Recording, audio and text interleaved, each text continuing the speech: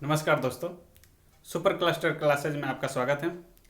जैसा कि आप लोग स्क्रीन पर देख पा रहे होंगे कि हम लोग ब्रह्मांड का सीरीज पूरा कंप्लीट कर चुके हैं। अब उसके माध्यम से हम लोग को देखना है कि सबसे पहले हम जो प्रीवियस ईयर में पूछे गए हैं क्वेश्चन उनको हम लोग डिस्कस करते हैं, ठीक है। क्योंकि हमारा ब्रह्मांड का सीरीज कंप्लीट हो गया। अब इसमें देखते हैं कि आखिर जो भी प्रीवियस ईयर में क्वेश्चन पूछे गए हैं आखिर हम लोग उसको सॉल्व कर पा रहे हैं कि नहीं। तो देखिए, पहला क्वेश्चन है, हमारी आकाशगंगा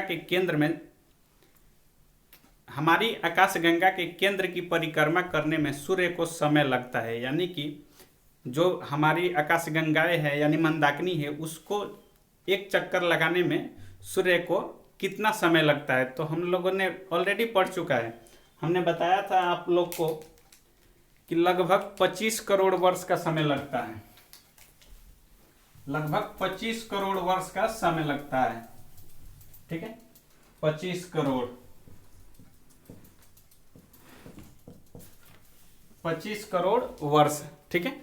चलिए दूसरा क्वेश्चन देखिए। दूसरा क्वेश्चन पूछा जा रहा है आपसे कि कृष्ण छिद्र यानी कि ब्लैक होल। दूसरा क्वेश्चन है, डिस्प्ले पर देखिए। दूसरा क्वेश्चन है हमारा क्या कि कृष्ण छिद्र यानी कि जो ब्लैक होल है एक ऐसी खगोलीय अस्तित्व है जिसे दूरबीन से नहीं देखा जा सकता, ठीक है। तो ये तो बात बिल्कुल सही है भाई कि कृष्ण छिद्र यानी कि ब्लैक होल को हम लोग दूरबीन से नहीं देख सकते हैं। पहला कथन सही है। अब दूसरा बोल रहा है कारण में कि कृष्ण छिद्र पर गुरुत्वीय क्षेत्र इतना प्रबल होता है कि यह प्रकाश को भी बच निकलने नहीं देता है। बिल्कुल सही बात है।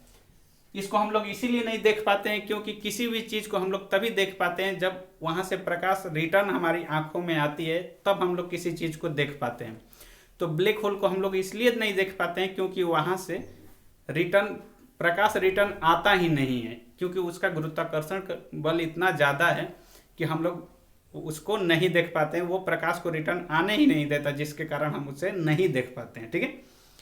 तो ये हमारा दूसरा पॉइंट भी सही है, यानी कथन भी सही है और कारण भी सही है।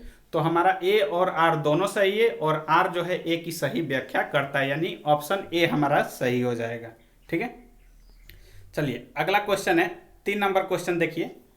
3 नंबर क्वेश्चन है हमारा कि एक निश्चित आकृति में व्यवस्थित तारों का समूह। तो देखिए, जैसे हमने बताया था 4 5 6 और 7, हमने एक सप्तर्षी बताया था। एक निश्चित आकृति में सजा हुआ था सप्तर्षी। तो सप्तर्षी क्या है हमारा? एक नक्षत्र है, ठीक है। तो अगर व्यवस्थित रूप से अगर तारा सजा हुआ है तो उसको नक्षत्र कहते हैं, और तारों का एक बड़ा समूह को हम लोग तारामंडल कहते हैं, ठीक है। तो ये पॉइंट ध्यान रखिएगा कि एक व्यवस्थित रूप से अगर सजा है तो उसको नक्षत्र कहते हैं, और तारों का असंख्य तारों का एक समूह है तो उसको तारामंडल कहेंगे। तो इसमें हमारा सही आंसर हो जाएगा नक्षत्र, क्योंकि व्यवस्थित रूप से कह रहा है। तो ऑप्शन बी हो जाएगा नक्षत्र। चलिए चौथा क्वेश्चन है हमारा, निम्नलिखित में कौन सा सौरमंडल का भाग नहीं है। देखिए आपके नज़र के सामने 53 यानी 53rd बीपीएससी और 55th बीपीएससी में पूछा हुआ है। तो देखिए आपके डिस्प्ले पर है क्वेश्चन। आप लोगों से जैसे किसी ना किसी स्टेट पीसीएस में पूछा हुआ है। तो क्वेश्चन है 4 नंबर हमारा, निम्नलिखित में से कौन सा सौरमंडल का भाग नहीं है। तो देखिए ऑप्शन है क्षुद्र ग्रह। क्षुद्र ग्रह तो है भाई। धूमकेतु पुछल तारा हम लोग पढ़े हैं ऑलरेडी। ग्रह भी है। अब निहारिका हम लोग जानते हैं कि धूल कण आयनिक गैसों का एक बादल है। निहारिका जो है ये लगभग एक बादल नुमा संरचना है। तो निहारिका हमारा नहीं होगा सौरमंडल का भाग। बाकी धूमकेतु, क्षुद्र ग्रह और ग्रह हमारा सौरमंडल का भाग है, ठीक है। चलिए तो इसमें ऑप्शन डी हो जाएगा, निहारिका नहीं होगा इसमें। चलिए पांचवा हो जाएगा हमारा। पांचवा क्वेश्चन है हमारा कि सूर्य की ऊर्जा उत्पन्न होती है। ये देखिए यूपी पीसीएस में पूछा हुआ है 3 बार, 1996, 2001 और 2006 में। सूर्य की ऊर्जा उत्पन्न होती है। 5 नंबर क्वेश्चन देख रहे हैं हम लोग। तो इसमें हमने बताया था नाभिकीय संलयन। किसी भी अगर सूर्य ना कह के कोई तारा भी अगर बोल दिया होता तो हम लोग क्या करते उसमें? नाभिकीय संलयन, ठीक है। तो ना इसमें हमारा हो जाएगा नाभिकीय संलयन, यानी कि ऑप्शन बी सही हो जाएगा। चलिए अगला क्वेश्चन है हमारा 6 नंबर क्वेश्चन, ग्रह जिसका कोई उपग्रह नहीं है। तो हम लोगों ने देखा है बुध और शुक्र, बुध और शुक्र का कोई उपग्रह नहीं है, लेकिन यहाँ पर केवल बुध ऑप्शन में दिया है तो हम लोग बुध को टिक करेंगे। देखिए ये बीपीएससी में कितना बार पूछा हुआ है, ठीक है। चलिए अगला हमारा 7वां क्वेश्चन है हमारा कथन और कारण वाला, देखते हैं। देखिए कथन ए में कह रहा है शुक्र ग्रह पर मानव जीवन का होना अत्यधिक असंभव है। बात सही है भाई, क्यों है? जैसे हमने बताया था आपको कि शुक्र ग्रह जो है, शुक्र ग्रह सबसे गर्म ग्रह है। और सबसे गर्म ग्रह क्यों है? क्योंकि वहां पर CO2 लगभग 95% है। तो 95% हमारे धरती पर 0.03% है कार्बन डाइऑक्साइड, तब हम लोग कहते हैं कि गर्मी इतनी बढ़ गई है।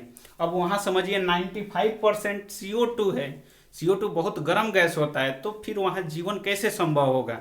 तो हमारा आर भी यानी कथन भी सही है और इसका कारण जो दिया गया है कारण भी सही है, क्योंकि CO2 वहां पे बहुत ज्यादा मात्रा में है।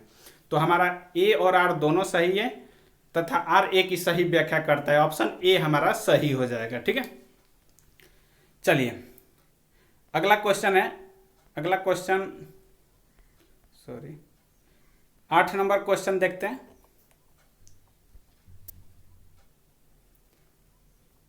8 नंबर क्वेश्चन है हमारा, पृथ्वी तक पहुंचने के लिए सूर्य से चला प्रकाश समय लेता है। तो लगभग 8 minute 20 second, 8 minute 20 second, 8 minute मान लीजिए। तो हम लोग वहाँ भी पढ़े थे कि लगभग 8 मिनट का समय लगता है। तो ये केवल मिनट में दिया हुआ है तो हम लोग मिनट टिक कर लेंगे, तो हमारा 8 मिनट सही हो जाएगा। अब अगला क्वेश्चन दिया है 9 नंबर क्वेश्चन, पृथ्वी का निकटतम ग्रह कौन सा है? तो देखिए पृथ्वी का निकटतम ग्रह हमने बताया था आपको कितना बार, एकदम बारीकी से हर चीज को बताया है हमने। पृथ्वी का निकटतम ग्रह कौन है? तो शुक्र, सबसे नजदीक शुक्र। इसीलिए इसको क्या कहते हैं? पृथ्वी की बहन, पृथ्वी की भगनी, ठीक है। तो पृथ्वी की बहन या भगनी किसको कहते हैं? शुक्र को। इसलिए कहते हैं क्योंकि ये नजदीक है। अब चलिए 9 नंबर हो गया, तो इसमें हो जाएगा शुक्र, ऑप्शन ए सही हो जाएगा। 10 नंबर क्वेश्चन देखिए, 10 नंबर क्वेश्चन देखिए कितना बार, 9 नंबर क्वेश्चन 10 नंबर क्वेश्चन देखिए कितना बार पूछा गया है। 10 नंबर क्वेश्चन है हमारा, सौर मंडल में सबसे बड़ा ग्रह कौन है? तो सौर मंडल का सबसे बड़ा ग्रह पता है कि बृहस्पति है, जो कि सूर्य से दूरी के क्रम में 5वां और आकार की दृष्टि से पहला, ठीक है। सूर्य से दूरी के क्रम में 5वां स्थान पर है और आकार की दृष्टि से पहला स्थान रखता है, ठीक है। चलिए अगला क्वेश्चन है हमारा 11 नंबर। 11 नंबर क्वेश्चन देखिए, ये IAS 1994 में पूछा हुआ है और यूपीपीएससी और यूपीपीएससी प्री में पूछा हुआ है। देखिए एक ग्रह के दिन का मान और उसके अक्ष का झुकाव लगभग पृथ्वी के दिन के मान और झुकाव के समतुल्य है। देखिए ये चीज हमने ऑलरेडी बताया है आपको कि लगभग पृथ्वी इतना झुका हुआ है, इसीलिए पृथ्वी का दिन रात 23 घंटा 56 मिनट का होता है, उसका 24 घंटा लगभग 24 घंटा 40 मिनट का, यानी 1 घंटा का लगभग डिफरेंस रहता है, ठीक है। तो कौन सा था हमारा? मंगल। पृथ्वी अपने अक्ष पे, जो पृथ्वी है अपनी अक्ष पे कितना है? 23.5 डिग्री झुकी हुई है, और मंगल जो है ये 25 डिग्री और 12 मिनट 25 डिग्री 12 मिनट झुका हुआ है, ठीक है। तो हमने ये चीज ऑलरेडी बता चुका है आपसे, तो हमको नहीं लगता कि इसमें किसी क्वेश्चन में आप लोग को डाउट होगा। अब देखिए अगला क्वेश्चन है, सूर्य के गिर्द एक परिक्रमण के लिए निम्नलिखित में से कौन सा एक ग्रह अधिक समय लेता है? तो देखिए अधिक यानी कि सूर्य की परिक्रमा करना है। तो देखिए इसमें ऑप्शन पहले देखना है। तो पृथ्वी, बृहस्पति, मंगल, शुक्र। अगर बृहस्पति के बाद भी कोई रहता तो उसको हम टिक करते, लेकिन इसमें बृहस्पति के बाद वाला कोई नहीं है, यानी कि बाह्य ग्रह में केवल बृहस्पति दिया है, तो यहाँ के लिए तो हम बृहस्पति को टिक करेंगे। लेकिन अगर बाह्य ग्रह में बृहस्पति, शुक्र, शनि, अरुण दिया रहता तो हम अरुण को टिक करते हैं, यानी बाद वाले को टिक करते, ठीक है। तो ऑप्शन के अनुसार से तो बृहस्पति सही हो जाएगा, लेकिन अगर सबसे लेट से अगर कोई दूर सूर्य का चक्कर लगाता है तो हमारा अरुण हो जाएगा, वरुण हो जाएगा, यानी अंतिम 8वां ग्रह जो सूर्य से ज्यादा दूरी पर हो वो सूर्य को चक्कर लगाने में ज्यादा समय लेता है। बस कंसेप्ट इतना लगाइए।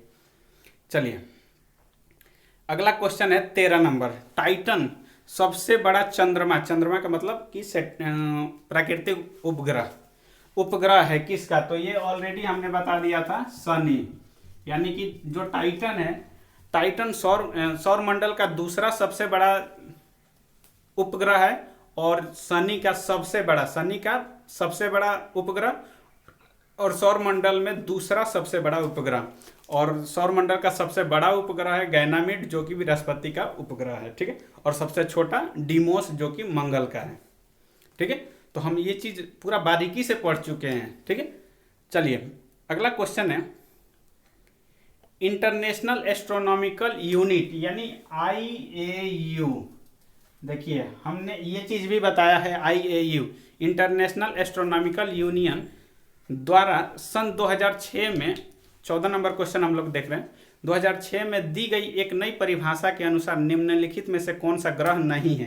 तो हमने बताया था कि इसमें से प्लूटो को हटा दिया गया, यानी 2006 का चेक गणराज्य में IAU की एक मीटिंग हुई थी चेक गणराज्य में, जहां पर प्लूटो को ग्रह की श्रेणी से हटाकर बौना ग्रह बना दिया गया, ठीक है। तो ये पॉइंट भी हम लोग देख चुके हैं ऑलरेडी। अगला क्वेश्चन है 15 नंबर क्वेश्चन, जब किसी वस्तु को पृथ्वी से चंद्रमा पर लाया जाता है, जब किसी वस्तु को पृथ्वी से चंद्रमा पर लाया जाता है तो उसका भार पर क्या प्रभाव पड़ता है। तो उसका भार क्या होता है, उसका भार घट जाता है जब चंद्रमा, देखिए ये चंद्रमा हो गया, ये पृथ्वी हो गया। अब पृथ्वी से अगर कोई चीज चंद्रमा पर ले जाएंगे तो वो कम हो जाएगा, और ये चंद्रमा है, और चंद्रमा पर से पृथ्वी पर लाएंगे तो ये बढ़ जाएगा, ठीक है। कंसेप्ट ध्यान रखिएगा, किसी चीज को अगर पृथ्वी से चंद्रमा पर ले जाएंगे तो उसका भार क्या हो जाएगा, घट जाएगा, और किसी चीज को चंद्रमा पर से पृथ्वी पर लाएंगे तो उसका भार क्या होगा, बढ़ जाएगा। और बढ़ेगा कैसे, 1/6 गुना से। अगर पृथ्वी से चंद्रमा पर ले जाते हैं, देखिए 6 किलो चीज अगर पृथ्वी से ले जाते हैं चंद्रमा पर तो वो 1 किलो बन जाएगा, और चंद्रमा से 1 किलो लेके आएंगे तो वो पृथ्वी पर 6 किलो बन जाएगा। बस कंसेप्ट इतना ही ध्यान रखना है आपको, ठीक है। बस इस सीरीज में इतना ही क्वेश्चन पूछा गया है। देखिए ब्रह्मांड से इतने ही क्वेश्चन पूछे गए हैं, जो इम्पोर्टेंट क्वेश्चन थे हमने दिखा दिया आपको। अब जिसमें हमको नहीं लगता कि एक भी क्वेश्चन हमने यहाँ से छोड़ा है। हम लोग जो क्लास पढ़े हुए हैं उस क्लास में पूरा हम लोग बारीकी से पढ़े हुए हैं, और ये वीडियो आप लोग को देख के खुद ही पता चलेगा कि हाँ हम लोगों ने जो ब्रह्मांड में 8 सीरीज कंप्लीट किया है, 8 सीरीज में क्या ये 15 क्वेश्चन नहीं पूछे गए हैं। आप लोग ध्यान से देखिए। अब जो नए हैं प्लीज़ उनसे रिक्वेस्ट है कि हमारे चैनल पे जाइए, वहाँ से प्लेलिस्ट में जाइए। प्लेलिस्ट में आपको पूरा 8 सीरीज कंटिन्यू मिलेगा। पहले आप इस वीडियो को मत देखिए, प्लीज़ आपसे रिक्वेस्ट है कि जो नए हैं वो इस वीडियो को मत देखिए। पहले 8 जो हमारा क्लास का वीडियो वो देख के आइए, और ये 15 क्वेश्चन में एक भी क्वेश्चन आपसे छूट जाए तो फिर आप कहना, ठीक है। तो इसलिए आपसे प्लीज़ रिक्वेस्ट है, जो नए हैं वो चैनल को सब्सक्राइब कीजिए, वीडियो को लाइक कीजिए, और दोस्तों को भी बताइए ताकि उनको भी इस वीडियो का लाभ मिल सके। और जो नहीं पढ़े हैं वो एक बार पढ़ के फिर ये क्वेश्चन सीरीज बनाने का प्रयास कीजिए। एक बार सीरीज करके 8 सीरीज जो ब्रह्मांड का हमने कंप्लीट किया है, आप 8 सीरीज करके देखिए। अगर 15 में एक भी क्वेश्चन अगर छूट जाने वाला हो आपसे तो आप मेरे को कमेंट सेक्शन में कमेंट कीजिए, ठीक है। चलिए मिलते हैं नेक्स्ट वीडियो में। नेक्स्ट वीडियो में हम आगे का सीरीज देखेंगे। हमारा ये ब्रह्मांड चैप्टर यहाँ पर पूरा समाप्त हो गया। हम हर सीरीज में ऐसे ही पढ़ेंगे, जैसे कि हम ब्रह्मांड पढ़े थे तो ब्रह्मांड के बाद पूरा प्रीवियस ईयर में जो क्वेश्चन पूछे गए हैं उसको हमने देखा कि आखिर ये हमसे बन पा रहा है कि नहीं, तो हम लोगों ने यहाँ पर देख लिया। अब नेक्स्ट सीरीज में हम लोग अगला सीरीज जो भी स्टार्ट करेंगे पहले उसको कंप्लीट करेंगे सीरीज। जब सीरीज कंप्लीट हो जाएगा उसके बाद प्रीवियस ईयर का सीरीज लेके आएंगे, उसमें देखेंगे कि आखिर ये चीज़ बन रहा है कि नहीं हम लोग से, ठीक है। चलिए मिलते हैं नेक्स्ट वीडियो में। वीडियो देखने के लिए धन्यवाद। आपका दिन शुभ हो।